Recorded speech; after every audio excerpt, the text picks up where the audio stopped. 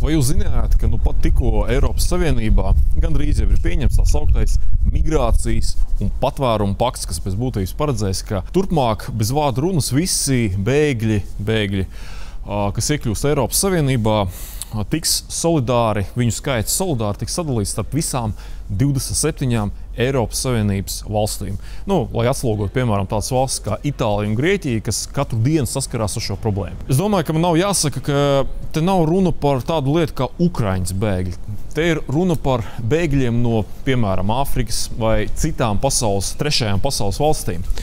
Cilvēkiem ar citu ādas krāsu, citu izpratni par sabiedrību un citu izpratni par uzvedību, kā tev jāuzvedas tai vai citā sabiedrībā.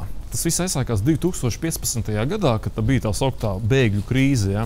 Kopš tā laika, jau 8-10 gadus, viņi tur skatījās, mēģināja kaut kā to visu mehānismu padarīt centralizētu. Un tajā laikā vēl parādījās tas termins velkomisti, ja? Kas stāstīja, ka tūlīt pie mums ieradīsies ārsti un inženieri. Arī Latvijā mums bija tādi savi vietējie personāži. Ārsti, inženieri un citi personāži, kas mums te bagātinās mūsu kultūru. No vienas puses, it kā jau tas likums, viņš padara to bēgļu statusu iegūšanu un vispār to iekļūšanu Eiropas Savienībā tā kā sarežģītāk, bet no otras puses viņš būs daudz ātrāks. Un pat atrodās visādas personāžu grupas, kas uzskata, ka tie visi noteikumi, viņi vispār ir necilvēciski, ka vispār vajag visus bez vārdu runas, pilnīgi visus uzņemt. Tā kā jums te Latvijā vairāk neviens nejautās, vai jūs gribat, negribat jūs uzņemt. Jūs, protams, ka varat neuzņemt. Ziniet, kāda ir jautājuma cena? Izskanēja tāds cipars par vienu cilvēku, par kuru valsts atsakās uzņemt, būs jāmaksā 20 000 eiro.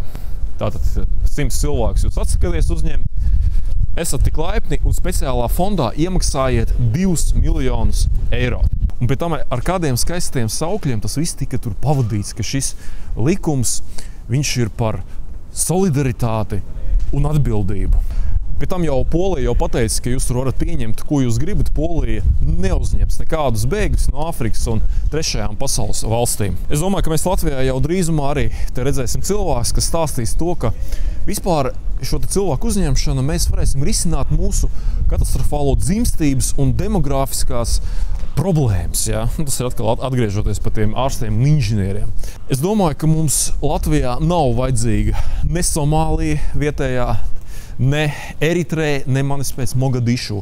Es domāju, ka mums Latvijā primāri ir jādomā, lai pirmkārt cilvēki no šeit neaizbraukt, un lai arī atgrieztos tie, kas jau bija aizbraukuši iepriekš. Vēlēšanas 8. jūnijā, saraksts numur 4, Latvija pirmā vietā. Es esmu ar numuru 17. Paldies!